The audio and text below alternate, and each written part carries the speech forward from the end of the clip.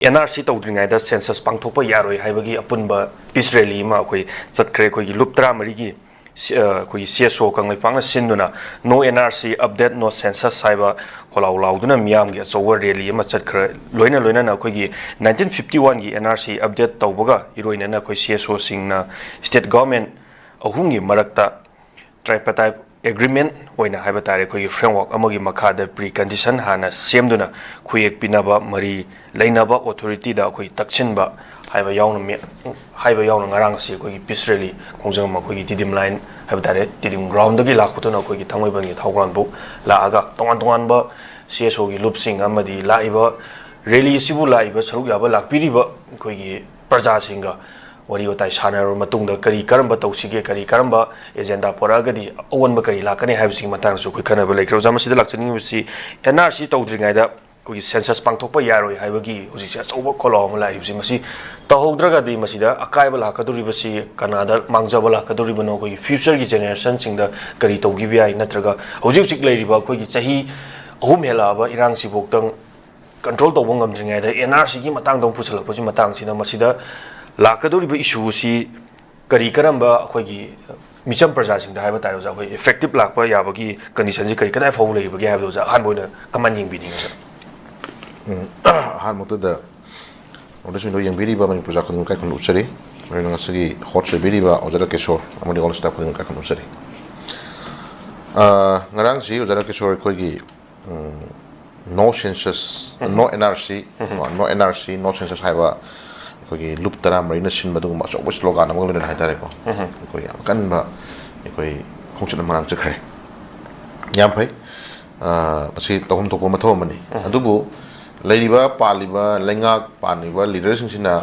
ngasi phawdon lawra iba kholaw mayam praja gi lawra iba kholaw mayam si tabi gadra or tabi roitra ha sin mana wahang amani ko praja gi wahang aman hangle japoni maramdi koi acho so si so mayama lup tara ga mari ngara so si so mayam punna acho so kholaw mayam lawra lakhre ko so kholang mayam jing si phawda ekhoi leiba lengak sinna adum tawjusnu sagi laujunu kogi samu mathunda kari pela khong ma haibra kaino kai pu problem ne dugi type ta tolmu tawjusnu haiga adum leibi mong ma ekhoi different memorandum mayam pikre different agendas ma kaino kholaw kyaman lawre ngasi phawda leiba lengak sinna sai thabok ina onthokpa tawbiba praja gi apam masi tawibra haiba dum madi adum yam gi wahang nem ko ada khona hajin di kana hangana sum yang jabani ko kana hangana sum yang jabani ngasi phawda manipur stakeholder CSO leader sing natragana khoi chhatra gi leader mayam sing lup mayam sing the imai ben manipur gi praja mian lar ko kholaw jing si not only for magi personal individual gi oba phum nasadi haitare pramani ko pasi in the interest of manipur haitare ko manipur khundari ba group mayam ji gi oba adu gumba sai ngakchen na ba adagi tungi miron amagi damak tungi manipur amagi damak yaifan nabagi damak changchilak ba khongthang khuding mak se leiba lengaki leiba du luching basing matam luching basing duna phajana madu convince tawbira kanda miyamna pamiba demand na karino miyamna law kholaw sina karino ekhoi state sida ekhoi leibak sida kyam sokchelle sokchen de gai se masi te tra thong nei nabi kanda sengna in the interest of the general public of the manipur khundari ba du community khuding masi of interest soidaba ko hen manipur tungia pha manipur mo orak pya badam bising se tam dona pakhat piraga di ko praja sing ji tangai phane khoi adugi relation correlation ida adugi nushina relation le taraga di khoi je chakop manipur mo oiba ngamon thaje ko hajudi ke daroge bu praja na ama government na ama ado vote maya uslaka da praja gi vote pibi yona ni ba ko praja gi vote gi sin do yaw daga di moina leader oining ba moina shawning do yada bani na odara kishor praja gi vote ni ba praja gi vote sin ni ba ni re adagi moi kana be aba magi right to phange kahan ga matung de dore sahi manga gi tenir system ke dore sahi magi right to pa khar matung da praja na pa me sentiment ji kaino khang da bida masa gi best interest thabuk to mi maya ma yakshilak pai dare ko loina mak hajaroi ko adubo ekoina loina mak hai rising maram ji kaino hai dare ga di sahi area si da tasengna leba ki ntra miyam gi thabuk tawning ba dugumba yam nang sahi okhan khan manga ba dugumba leader khar jo yawi ramani khan leb ko adugo mayam jing do masagi vested interest ta masagi personal interest ta masagi to one benefit ta yeng badugumba leader mayam na masing yam ki bade daure ekhoi kahani praja sing awa ba he me na hen lebo ko aduna singarang chali ba no NRC no census sai ekhoi yam kum na yeng ba yari si ekhoi launa almost ꯒꯣꯔꯃꯦꯟꯒꯤ ꯇꯧꯐꯝ ꯊꯣꯛꯄ ꯃꯊꯧꯗꯤ ꯑꯗꯨꯝ ꯇꯧꯕ ꯂꯣꯏꯁꯤꯜꯂꯛꯑꯕ꯭ꯔꯥ ꯍꯥꯏꯕꯁꯤ ꯃꯈꯣꯏ ꯑꯗꯨꯝ ꯆꯤꯡꯅꯕ ꯂꯩꯔꯦꯕꯀꯣ ꯁꯤ ꯈꯨꯗꯝ ꯑꯣꯏꯅ ꯉꯔꯥꯡ ꯑꯩꯅ ꯑꯣꯔꯗꯔ ꯑꯃ ꯁꯨꯝ ꯌꯦꯡꯖꯕꯩ ꯋꯥꯅꯤꯀꯣ ꯑꯣꯔꯗꯔ ꯑꯃ ꯐꯪꯖꯕꯩ ꯋꯥꯅꯤ ꯃꯅꯤꯄꯨꯔ ꯒꯦꯖꯦꯠ ꯀꯣ ꯃꯅꯤꯄꯨꯔ ꯒꯦꯖꯦꯠ ꯅꯣꯇꯤꯐꯤꯀꯦꯁꯟ ꯉꯔꯥꯡ ꯑꯃ ꯊꯣꯛꯑꯦ ꯀꯣ ꯉꯔꯥꯡ ꯃꯅꯤꯄꯨꯔ ꯒꯦꯖꯦꯠ ꯅꯣꯇꯤꯐꯤꯀꯦꯁꯟ ꯊꯣꯛꯏꯁꯤ ꯃꯁꯤ ꯐꯥꯏꯅꯦꯜ ꯀꯩꯅꯣꯗꯤ ꯅꯠꯇ꯭ꯔꯤꯀꯣ ꯃꯣꯏ ꯔꯤꯄꯣꯔꯠ ꯑꯃ ꯀꯧꯔꯤ ꯗꯤ ꯁꯤ ꯀꯣ ꯗꯤꯁꯤꯡꯗꯒꯤ ꯑꯩꯈꯣꯏ ꯁꯤꯗ ꯃꯥꯅ ꯔꯤꯄꯣꯔꯠ ꯑꯃ ꯀꯧꯔꯤ ꯊꯣꯛꯏꯕ ꯅꯣꯇꯤꯐꯤꯀꯦꯁꯟ ꯀꯃꯥꯏꯅ ꯊꯣꯛꯀꯦꯕꯨ ꯃꯅꯤꯄꯨꯔ ꯒꯦꯖꯦꯠ ꯅꯣꯇꯤꯐꯤꯀꯦꯁꯟ ꯊꯣꯛꯑꯦ ꯅꯝꯕꯔꯅ 1 2 3 ꯍꯥꯞꯄꯦ ꯑꯗꯨꯒ ꯊꯔꯁꯗꯦ June 4 2026 ꯄꯤꯔꯦ ꯑꯗꯨꯒ ꯖꯥꯏꯁꯇꯥ 4 14 1948 ꯊꯝꯃꯦ ꯑꯗꯨꯒ ꯉꯁꯥꯏꯒꯤ ꯊꯣꯛꯏꯕ by order in the name of the governor ꯊꯣꯛꯏꯁꯤꯅ ꯁꯨꯅꯟꯗ ꯊꯣꯛꯆꯣꯝ joint secretary RD and PR government of Manipur ꯅꯠꯇ꯭ꯔꯒ ꯑꯣꯔꯗꯔ ꯊꯣꯛꯂꯛꯑꯦꯕꯀꯣ ꯁꯤ ꯊꯣꯛꯂꯛꯏꯕ ꯑꯣꯔꯗꯔꯁꯤ ꯀꯩꯗꯧꯒꯦꯕꯨ ꯍꯧꯖꯤꯛꯁꯤ ꯗꯤꯂꯤꯃꯤꯇꯦꯁꯟꯒꯤ ꯐꯤꯕꯝ ꯍꯧꯖꯤꯛ ꯄꯥꯏꯈꯠꯄ ꯍꯧꯔꯦꯕ ꯀꯩꯅꯣ ꯑꯣꯖꯥ ꯀꯤꯁꯣꯔ ꯁꯤ number SEC 12/1/2026 RD and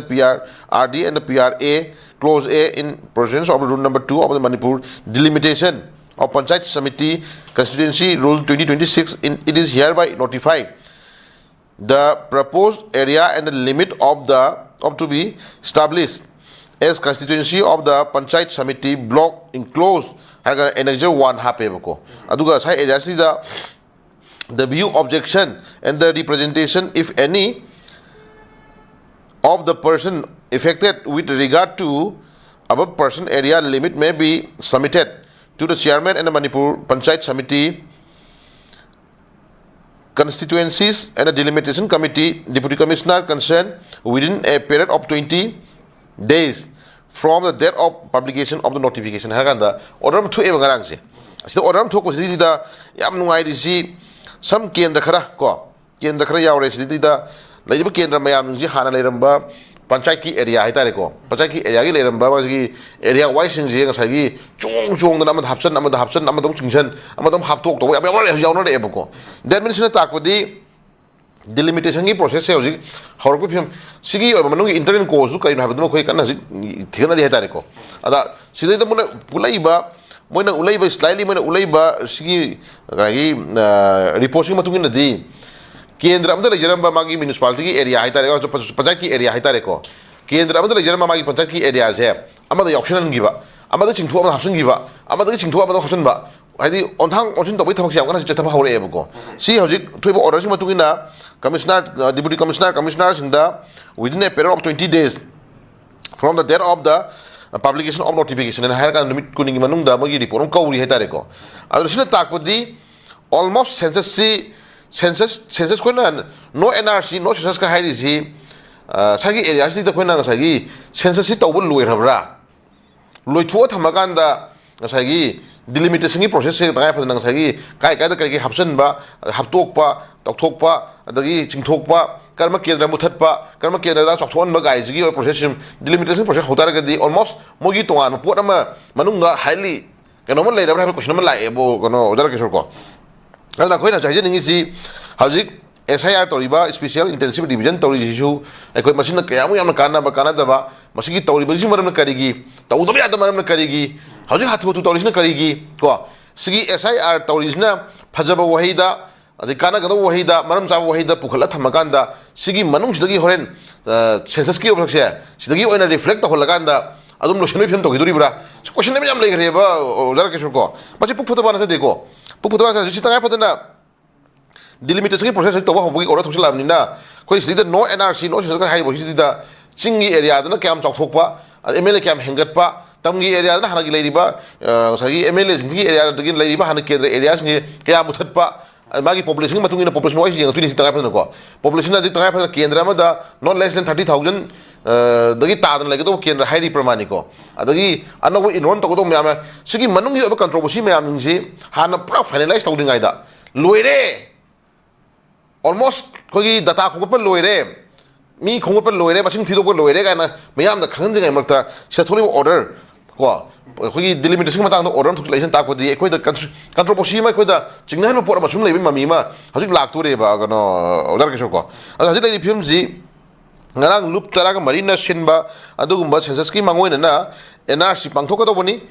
ko natragadi census tobu yaroi no NRC no census ka hairi wahi se masi kadai bawai khoina masi tawna hobu yari ge habasi mai khoi khana matam oire bako adana khoina hajening si yam sangna mu kano koi thoga chata daga su khoi jilai ri film ji ojara ke sojilai film ji manipur de biri badu gumba kasagi stakeholder me ama ko hajilai ri lup tara marisi na tara marisi yauna khoi atopa kasagi kano gi matang da khoi census ki matang da chauba ko miyam gi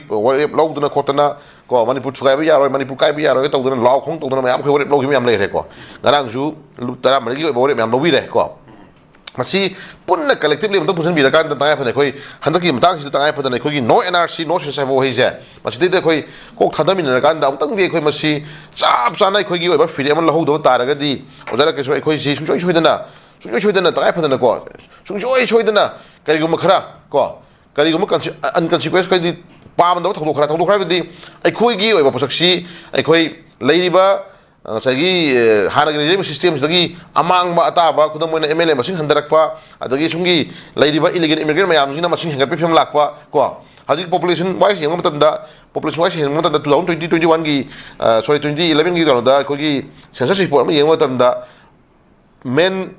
majority oina laidiba maitai singi oiba magi percentage na sagi yamna limited laiba haitare ko adagi nagagi sina ko gi yellow min laiba nagagi sina yam limited laiba adena mana to phur masa masa lai singina mai khumong ni hen daba do particularly ai area khara da haitare ko chuchampur gumba chandian gumba se kudamena kangpopi gumba some area khara da sagi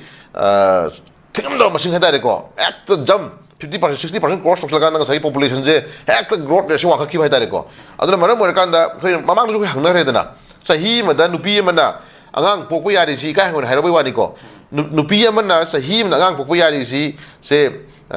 once sahi adi angang ja once mo miron ram tungda ko sahi mane mangai na ri sitra angang pokpo yari si sahi ma miru thamapan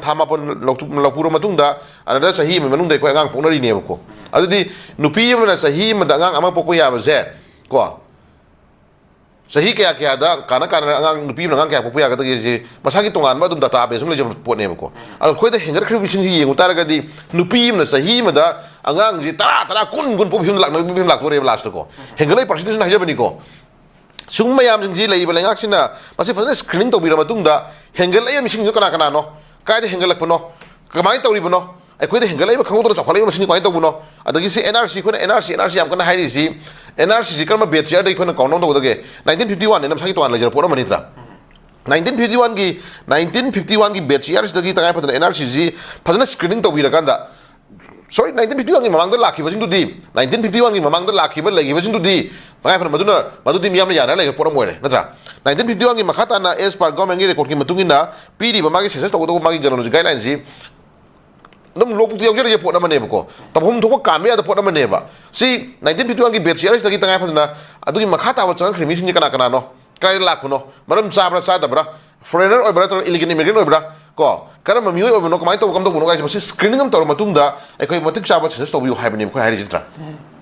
sen law ri posak se law wi ni ba du ma CSO stakeholder mi oi kharagi oi ba magi personal interest na te ba pham bai bi ri ba du gum bai bu oi be ma aso sang oi bi kam sing do moi gi tungi masa ma su sing gi saruk yauri moi saruk yauri ko